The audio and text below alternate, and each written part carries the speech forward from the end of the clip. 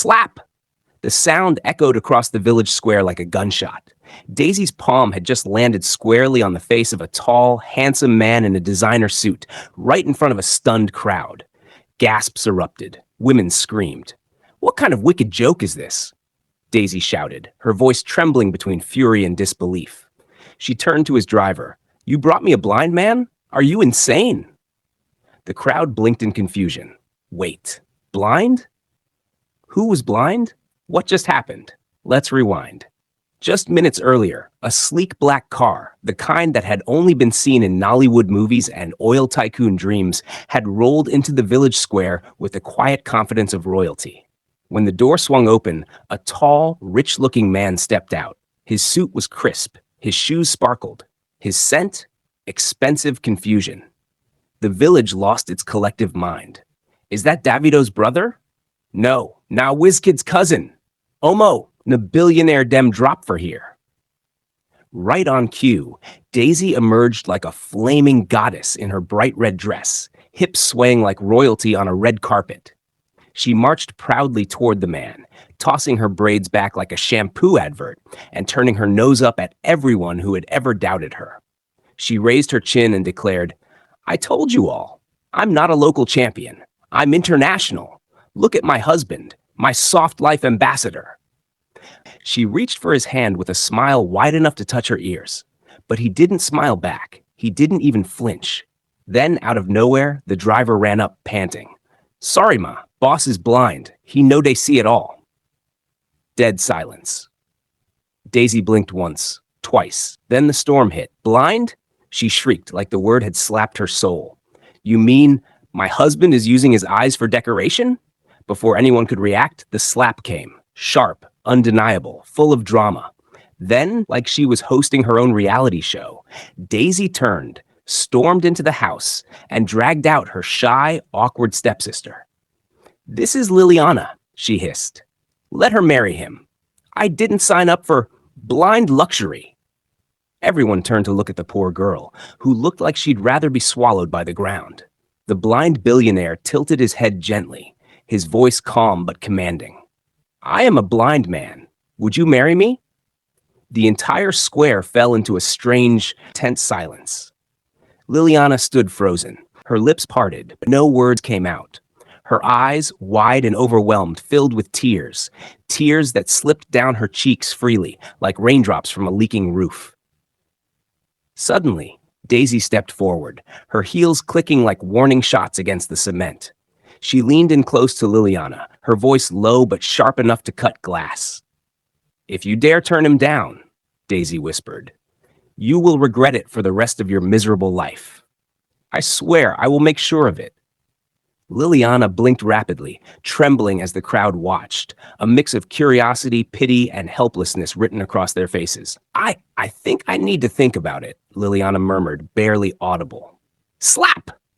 Daisy's palm met Liliana's cheek with such force, a child in the crowd yelped in shock. "Who are you to question my authority?" Daisy barked. "Do you expect me to marry a blind man? Is it not enough that I'm letting you touch a billionaire's shadow? Say yes and stop disgracing me." A stunned hush fell over the crowd, followed by murmurs, gasps, and shaking heads. Poor Liliana, they've always treated her like trash. She's the one who cooks, washes, and suffers in that house. Daisy's heart is made of pepper and stone. Some people laughed cruelly, entertained by the humiliation. Others wiped their eyes silently, hearts heavy with sympathy. But Liliana stood there, tears flowing like an open tap, lips quivering, pain etched into every line of her face. Not just from the slap, but from years of being voiceless, discarded, and pushed around like unwanted laundry. The blind billionaire listened, unmoving. But slowly, ever so subtly, a flicker of emotion crossed his unreadable face. Though his eyes couldn't see, he was sensing everything, and what he was hearing was more than enough. He took a step forward, then another. "Liliana," the blind billionaire said, his voice soft, like a calm breeze before a storm. "You don't have to answer now, but I heard your silence, and sometimes silence speaks louder than 1,000 words." A hush swept through the crowd, like even the air dared not interrupt. But Daisy scoffed, tossing her head with a sneer. Silence or not, answer or not, she must marry you today, she snapped, her voice slicing the air like a whip. Because I'm not returning what I collected from you, and I refuse to be seen as a debtor. Never. Murmurs rippled through the crowd again. What did she collect from him? Is this about money? Ah, this is deeper than we thought. Then turned his face toward Liliana again. His voice was firmer now, more direct. Liliana, I need a bride, not a transaction, not a sacrifice, a companion. Tell me, what are you saying? Liliana wiped her tears, her fingers trembling. She looked from the blind man to the sneering Daisy, to the crowd that had watched her suffer for years. Then, through her sobs, she smiled, a small, fragile smile, but real. I will marry you, sir, she said, voice quivering but brave. But I won't call myself your wife until I learn what it truly means to be one, until I learn how to walk beside you, not behind you, not beneath you. Let me walk with you on your life's journey, blind or not. The blind man's brow furrowed slightly, sensing something shift in the air. Are you sure of this, Liliana? He asked, his tone a quiet test of her resolve. She nodded firmly this time, her voice clearer, stronger. Yes, I'm sure. I don't want your wealth. I want to be worthy of your heart. Please, let me be the eyes you've lost and the peace you never had. A ripple of emotion swept the village square. Gasps, applause, laughter, sniffles. Even old Mama Uzo clutched her chest and whispered, God, finally, this girl they commode for this house. But just then, Daisy clapped, slowly, mockingly, stepping forward like a queen at a parody wedding. Well, well, well. Behold, the new couple, the blind man and the madam maid. Laughter erupted from a few gossip-hungry onlookers, but others glared at Daisy with disgust. Her mask had cracked. The blind man, however, didn't flinch. Instead, he held out his hand in the direction of Liliana. Come, he said softly, let the journey begin.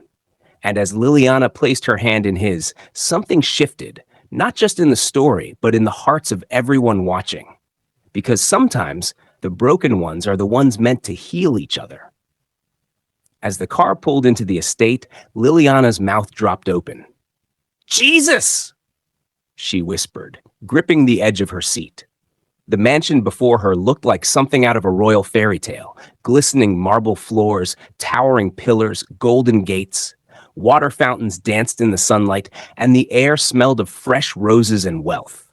She stepped out of the car, still dazed, her eyes drinking in every corner. Is this where I'll be living? She thought. Is this even Earth? But her awe was quickly shattered. Ah! Came a sudden thud. She turned sharply and saw the blind man on the floor, struggling to rise. Oh my God, dashing toward him. I'm so sorry. I got distracted. I should have guided you. Please forgive me. The blind man chuckled lightly, even while seated on the floor. It's understandable, Liliana. This place overwhelms even the sighted. She helped him up, her face burning with guilt, but he simply gave her a reassuring smile. Just then, two massive doors swung open, and out poured a line of maids and house staff, dressed in pristine uniforms and carrying warm towels, refreshments, and bright smiles. Welcome, madam, they chorused in harmony, bowing slightly. The blind man adjusted his posture with grace and said with authority, Everyone, meet my wife. Her name is Liliana. Heads turned, eyebrows raised, whispers floated like perfume. He continued, This is your madam now. Treat her with respect. Make sure she's comfortable, safe, and never in need of anything. Is that clear? Yes, sir? They all echoed. Liliana stood there, stunned, not just by the richness of the place, but by the honor he gave her in front of his entire household. She looked at him, her heart full. For the first time in a long while, someone had called her madam, and meant it. As they stepped into the grand hallway, its walls adorned with priceless art and a chandelier that looked like falling stars, the blind man paused, his cane tapping gently on the marble floor. He turned slightly in her direction and said with a calm, rich voice, Now that we're home, Let me introduce myself properly to you. Liliana stood still, hands folded respectfully, still trying to believe her new reality. My name is Bankole Enitan, but most people call me Banky Eni. He gave a soft smile. I was born into wealth, but life has taught me that riches don't shield you from pain. He took a slow step forward. I lost my sight 5 years ago in a car accident that claimed my fiance's life. Since then, I've lived in darkness, but not in bitterness. My eyes may have stopped seeing, but my heart learned to feel deeper. Liliana's eyes shimmered with emotion. Businesses across real estate, tech, and hospitality. People call me ruthless in boardrooms, but kind in real life. I can't see your face, Liliana, but I hear your voice, and it tells me more than any mirror ever could. He paused. I don't want a slave. I don't want a decoration. I want a companion, someone who sees me even though I cannot see her. Can you be that woman? Liliana swallowed hard, her heart thudding. I'll try, sir. I don't know how to be the wife of a billionaire, but I'll learn. I promise. Banky Eni smiled again. Then, let's learn together. In that quiet, golden hallway, two strangers became something more. A man who couldn't see, and a woman who was finally being seen. That night, Liliana stood quietly in the guest room that now belonged to her. The walls shimmered with soft golden paint. The bed looked like something stolen from a royal museum, and the silence felt too clean, too perfect. She sat at the edge of the bed, hands folded, heart racing. Suddenly, a soft knock came at the door. "Come in," she whispered. It was Banky. Still dressed in a simple lounge suit, he walked in slowly with the help of his cane and stopped near her. "I didn't come to disturb your rest," he began, voice low. "I just wanted to say something important before we both start this thing we were forced into." Liliana stood up respectfully. Banky pulled something from his pocket, a checkbook. He placed it on the small table beside her and sat. "This life, this house, me," he said slowly, "might feel like a palace to the eyes, but to the heart it can feel like poison or prison." Liliana blinked, confused. He opened the checkbook. The signature was already there. "I want to give you a choice, one that your sister didn't give you." He handed her a pen. "Write any amount, whatever you think would help you settle down properly in life. No strings attached. Take the money and walk away from this house, from me, forever." The air froze. Liliana stared at the open checkbook. 10 million? 20? 50? Her entire life had never seen this kind of offer. Not in dreams, not in movies. She swallowed hard. Her fingers shook. Then slowly, she closed the checkbook. "Sir," she said, her voice small but clear, "I wasn't forced. Not anymore. Maybe I didn't come here by choice, but I'm staying now by choice. I don't want your money. I want to try." Banky said nothing. Liliana smiled through her nerves. "You can call it foolishness or pity, but I call it hope. Let me walk this journey with you, even if it's hard, even if it hurts." She turned and walked gently to the door. Before stepping out, she paused. "Good night, sir." She left. Banky sat alone, the untouched check in his hand, and a silent storm in his chest. He smiled. "Everyone has a price!" The clock read 2:13 a.m. Liliana was half asleep when the intercom on her bedside table buzzed. Only one person had access to that line. "Banky!" Without wasting a second, she grabbed a robe and hurried across the marble-floored hallway. Her bare feet whispered against the tiles as her heart thudded louder than her footsteps. She pushed open his door and froze. "Oh my God!" Banky was on the floor, grimacing, one hand clutching the edge of the bed, the other twisted slightly near a shattered bottle of water. Liliana rushed to him. "Sir! Sir! Are you hurt?" He didn't speak, just let out a sigh as she helped him gently back onto the bed. Without being told, she got a towel, wiped the water, cleaned the broken glass, picked up his cane, and even changed the wrinkled bedsheet. She worked silently, respectfully, and calmly, like someone who'd done it 1,000 Banky sat upright, watching or sensing her every move. When she was done, she knelt by the edge of his bed, straightened his pillow, and tucked him in. She stood to leave. "Liliana," he said suddenly. She paused at the door, turning around slowly. His voice was low, thick with something heavy. "This is not the life you imagined for yourself, is it?" She said nothing. "You should be dancing somewhere in freedom, running your own business, maybe traveling the world." She smiled faintly, not understanding where this was going. "Take money," he said, motioning toward the drawer beside him. "There's enough in there to make you forget this place. Take it and go. Go and be happy. You deserve it." A pause. A deep, echoing pause. Liliana looked at the drawer, then at him. She walked back to the bed, sat quietly beside him. "Banky," she said gently, "you don't know what I deserve. Neither do I. But I do know this. Right now, where I want to be is right here." He turned his head slightly, listening. "Even if it's hard?" he asked. "Even if it's harder than anything I've ever done," she replied. Then she stood up, turned off the bedside lamp, and walked away slowly.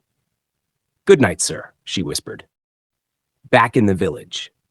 Under the shade of a mango tree in the dusty compound, Daisy sat cross-legged on a plastic chair, fanning herself with a magazine cover.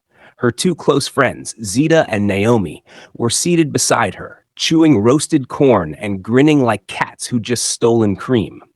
"Finally," Daisy said with a smirk, "this house is free from that cursed presence they call Liliana." Zita chuckled. "You mean your stepsister?" Naomi added with a mouthful, "I beg leave stepsister matter. Daisy, you narrowly escaped. Na so you for marry blind man." The three of them burst into laughter, shaking with amusement. "God forbid," Daisy said dramatically, flicking her long braids back. "I had to push that Mumu girl into it sharp. If not, Banky might have turned and demanded for his iPhone back." Zita raised an eyebrow. "You mean the one you flaunt up and down like Sena Gold?" "Yes, nah," Daisy said, proudly holding up the phone like a trophy. "And not just that. What about all the money I collected from him during our so-called talking stage? I can't pay a dime back. The best thing was to give him Liliana as a goodbye gift." They laughed again, but Naomi leaned in, lowering her voice. "So what next now? Wet New Day plan?" Daisy leaned back with confidence, a wicked twinkle in her eyes. "I'm always online these days, scrolling, posting, chatting. I'm hunting for a bigger fish. That Banky was just a stepping stone. This time I want a billionaire who can see, one that travels abroad every weekend, buys gifts like pure water. Anyhow, I must catch one." Zita clapped slowly, mocking her. "You go see Pepper for Lagos Internet." But Daisy just smiled, eyes glued to her phone. "Laugh all you want. When you see me with a rich fine man in Dubai snaps, no talk say I didn't tell you." They all laughed again, 1 week later. At Banky's mansion. The morning sun draped golden light across the garden like a warm blanket, and laughter echoed through the lush compound. Banky and Liliana ran around the garden like children, barefoot, free and happy. "Hide!" Banky shouted, grinning mischievously as he faced a tree and began counting. 1, 2, 3, 10. "I promise I'll find you, and if I do, you must accept my ring immediately. No more thinking." Liliana giggled, quickly tiptoeing behind a curtain of vines near the garden shed. Her heart raced, not out of fear, but from a joy she hadn't felt in years. "You won't find me," she called out from her hiding place, muffling her laughter. Banky, arms stretched forward, smiled as he walked carefully through the garden. He wasn't seeing with his eyes, but with his ears, with the memory of their shared laughter, and with the growing bond in his heart. "I can hear your heartbeat, Liliana," he teased. "That heart is beating for me already, I know it. I still want us to be cutting for the next 2 years." Liliana yelled playfully. "I enjoy this, Banky. Please, still remain the brother I never had. Let me enjoy this children's play a little longer. I don't want to start the wifey routine yet." Suddenly, Banky lunged behind the vines and caught her wrist gently. "Gotcha," he shouted triumphantly. Liliana gasped in surprise and laughed loudly, trying to wriggle free. Banky held her hand softly, a wide smile on his face. Do you think becoming a mother would change anything? He asked, his voice low and playful. You will forever remain my playmate, Liliana, whether you like it or not. Even if we're old and gray, I'll still chase you around like this. Liliana blushed, still laughing, her eyes shimmering with emotions too deep for words. You're crazy, she said softly. Only for you, he replied, lifting her hand to his lips. They stood there in the middle of the garden, one blind, one unsure, both glowing with a kind of love that didn't need perfect timing, just genuine hearts. As the laughter slowly faded, a calm hush settled over the garden. A gentle breeze brushed past the trees, and the world seemed to pause. Banky held Liliana's hand a little tighter, still smiling, though his tone shifted, tender now, almost vulnerable. Liliana, he said, turning his head toward her. All my life, I've been in the dark. Not because of my eyes, no, but because I've never truly known what joy feels like. Not until you. Liliana stood still, heart thudding. His words were like honey, sweet, slow, and sincere. I used to think wealth was enough, Banky continued, but it never filled the space inside me. You came into my life like a storm, unexpected, unwanted by some, but God sent. He reached into his pocket and brought out a small ring box. Liliana gasped, her hand flying to her lips. You don't have to say anything, he said, but I want to ask, not as a man begging to be loved, but as someone who has finally found home in you. He went down on one knee, on the soft grass under the shade of the sunset. Liliana, will you marry me, truly this time? Not out of pity, not because someone forced you, but because your heart says yes? Tears filled Liliana's eyes. She took a deep breath, then smiled, a smile full of peace and clarity and acceptance. She bent slightly, took his hands in hers, and whispered through her tears, Yes, Banky. 1,000,000 times yes. Banky exhaled deeply, the biggest smile spreading across his face. Though he couldn't see her tears, he felt them in her voice. He slid the ring on her finger slowly, gently. They didn't say another word. They didn't need to. The wind blew through the trees like a whisper of heaven's approval, and in the quiet of the garden, a new journey began. Not just between husband and wife, but between two souls finally brave enough to choose love. The next morning, before Liliana could rise from the bed, a gentle knock sounded on her door. She blinked in surprise.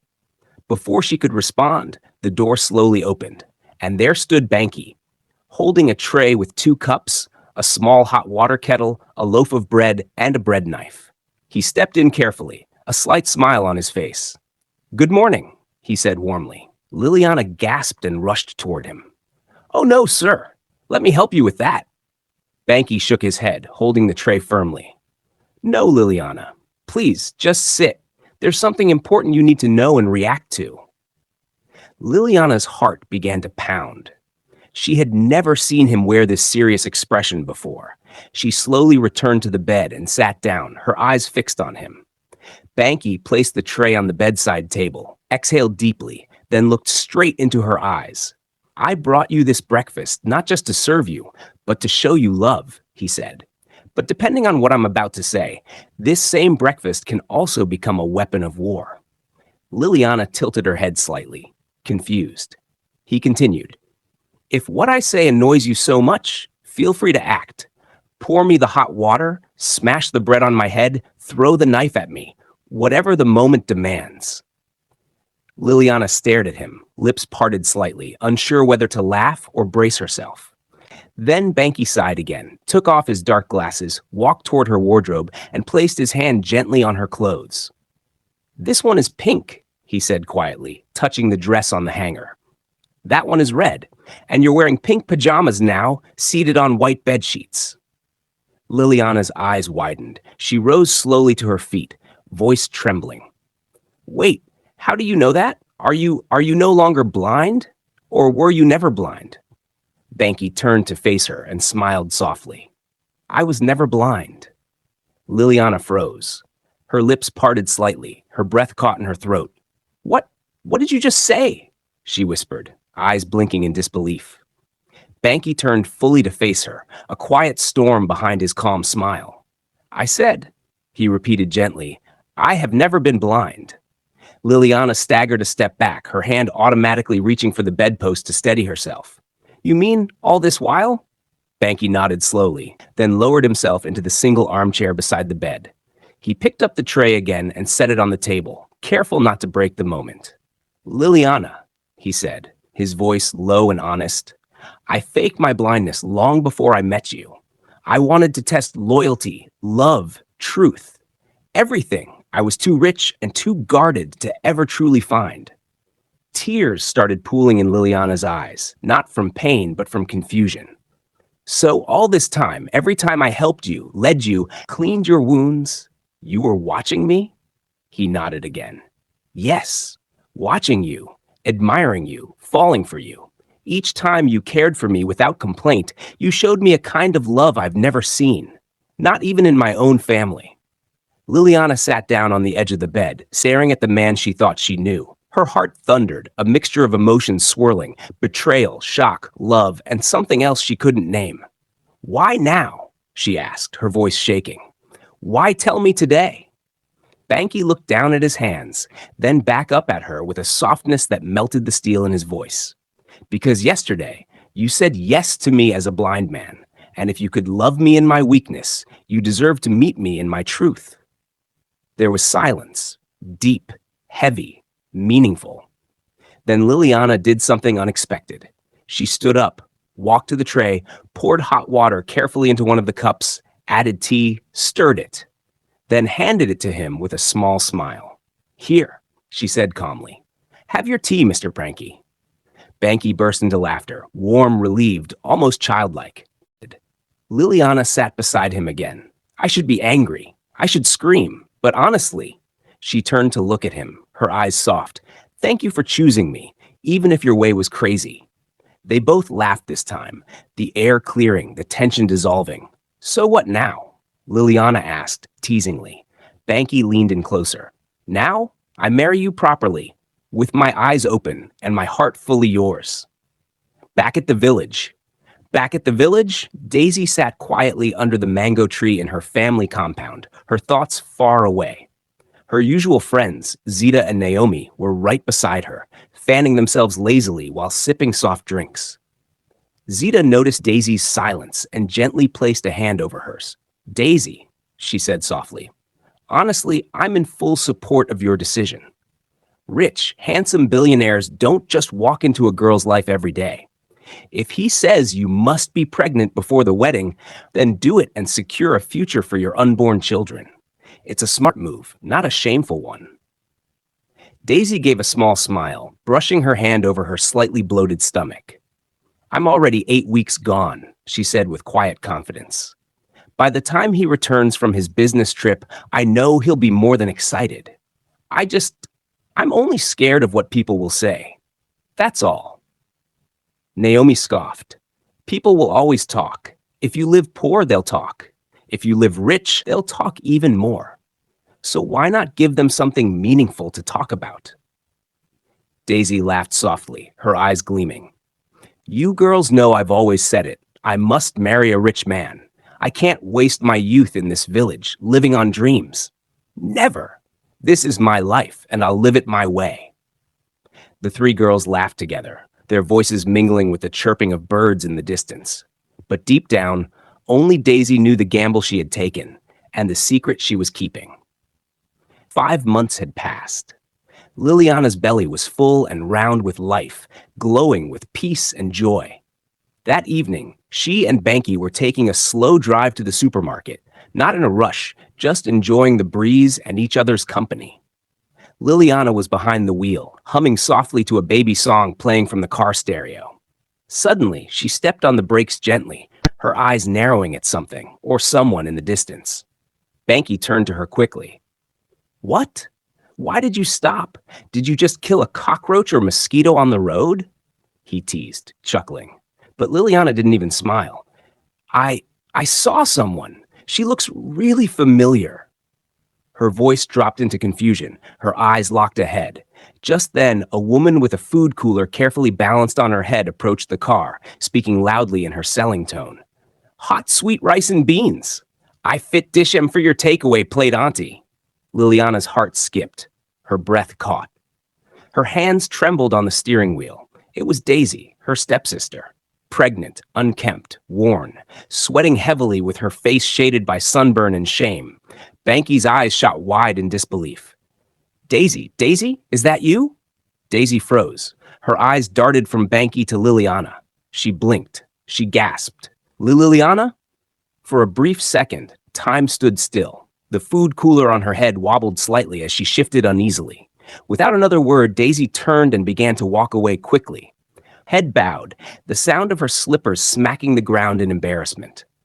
Daisy! Daisy, wait!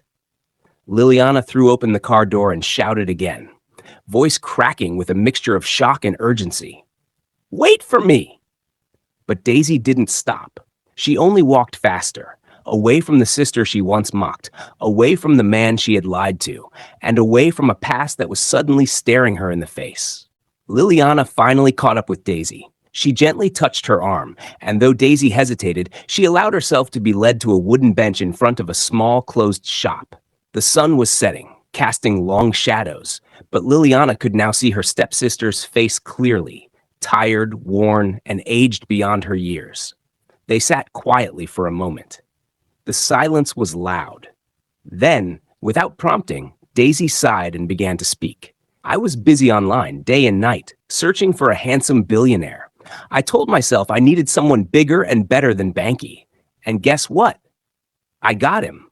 Or at least, I thought I did. She chuckled bitterly, wiping sweat from her forehead. My trap caught what I thought was a big fish. He was charming, smooth-talking, and everything a girl like me would dream of. But he had one condition. He said I must get pregnant before the wedding. You know me, Liliana. I always run after my goal, so I did it without blinking. Liliana listened, eyes wide, heart slowly breaking at the story unfolding. After the wedding, oh, what an elaborate wedding. I felt like a queen, but my crown vanished the moment we arrived at his house. No, his room, a tiny, unkempt one-room apartment that stank of misery. I screamed, I shouted, but it was too late. Daisy's voice cracked. She swallowed hard. My beloved husband is nothing but a poor car washer beside the road. And he doesn't even own the car wash. I suffered, Liliana. No food, no water, no love, just regret. I joined a local community contribution group, saved every kobo, and that's how I started this food business, just to free myself from hunger. She looked down at her blistered palms and the ring that now felt more like a curse than a symbol of love. I lost everything, and I don't even know if I have the strength to rise again. Liliana's eyes welled up with tears, not out of spite, not out of pride, but pure heartbreak. She reached out and held Daisy's hand. You may have made a mistake, Daisy, but it's not the end. Just as Liliana reached out to console her, Daisy suddenly noticed movement. Her eyes shifted and froze. Banky was walking toward them, but not just walking, confidently, without his stick. No hesitation, no stumbling. Daisy's mouth dropped open, and she stood up abruptly. Wait, what? She gasped, pointing at him. You can see? You're not blind? Banky approached calmly, his expression unreadable. I was never blind, Daisy, he said plainly, standing beside Liliana now. I only needed to see clearly with my heart before I made a decision, and thanks to you, I found the best woman in the world. The words hit Daisy like thunder. Her lips trembled, her knees weakened. You were never blind? She repeated, tears springing to her eyes. The weight of everything crashed down, her lies, her greed, her pride. She looked at Liliana, then back at Banky, shame flooding her face. Suddenly, her pride kicked in. One last defense. She blinked away the tears, adjusted her cooler with shaky hands, and took a step back. I don't need your pity, she whispered, but her voice cracked. Just stay away from me, both of you. Liliana reached out gently. Daisy, please, don't walk away like this. But Daisy stepped back faster. I said stay on your track and let me stay on mine, she snapped, voice shaking with pain more than anger. Goodbye, Liliana. She turned and walked away, this time slowly at first, then faster, as if trying to outrun her own shame. Tears streamed freely down her cheeks. She didn't bother to wipe them. Liliana stood frozen, stunned and heartbroken. Her lips moved, but no sound came out. Banky quietly stepped closer and gently took her hand. Please, my madam, he said softly. Let's go home. We'll talk about it there. And with that, he led her back to the car, gently, steadily, while the air behind them held the heavy silence of a sister lost in her pride. Back at home. The house was unusually quiet. Liliana sat on the edge of the bed, her arms wrapped around her baby bump, staring blankly at the floor. Banky stood by the window, arms folded, watching the curtains sway gently with the evening breeze. After a long silence, he finally spoke, his voice calm but thoughtful. Are you sure it's the right thing, bringing Daisy back into our lives? He turned to face her. Or should we just respect her decision to walk away? He paused, then added gently, Liliana, I don't want any problems for you. Please think it through. Your peace of mind means everything to me. Liliana looked up at him, her eyes already glassy. I don't even know what I want anymore, she whispered, her voice breaking. Tears began to stream down her cheeks. All I ever wanted was peace of mind, for me, for her, for everyone. Banky crossed the room slowly and knelt beside her. Then let's protect that peace, he said softly. No pressure, no guilt, just what's best for your heart and for our baby. Liliana nodded slowly, wiping her tears with the back of her hand. She leaned into his shoulder, resting there, her emotions raw but safe. For a moment, they said nothing, just held each other in silence, two hearts choosing love, peace, and wisdom over obligation. At Daisy's house. Daisy stumbled into her small, dimly lit room. The door creaked shut behind her as she dropped her cooler by the wall and collapsed onto the old wooden chair in the corner. Tears were already flowing, hot, bitter, unstoppable. She buried her face in her hands, sobbing like a child. Her thoughts ran wild. Images of the past stormed her mind. Every cruel word, every humiliation she had dished out to Liliana. She remembered how she mocked her, how she treated her like a servant in her own father's house, how she forced her into marriage with a man she thought was worthless, just to get her out of the way. And now that same man turned out to be a full-fledged, handsome man. Now Liliana, calm, graceful Liliana, was glowing with happiness, pregnant and loved, while she, Daisy, carried a pregnancy soaked in regret and poverty. She looked around her one-room apartment, barely furnished, a thin mattress on the floor, peeling walls, an empty tin of milk on the table, and her chest tightened. Liliana is pregnant with joy, she whispered through sobs. And I'm pregnant with sorrow, with poverty, with shame. She clutched her belly as if trying to find comfort, but there was none. Her pride had driven her to chase status. Her greed had pushed her to let go of real love. And now she was left with emptiness. She covered her face again, her sobs louder now, raw and deep. God, I wish I could rewrite my story. I wish I could turn back time. But it was too late.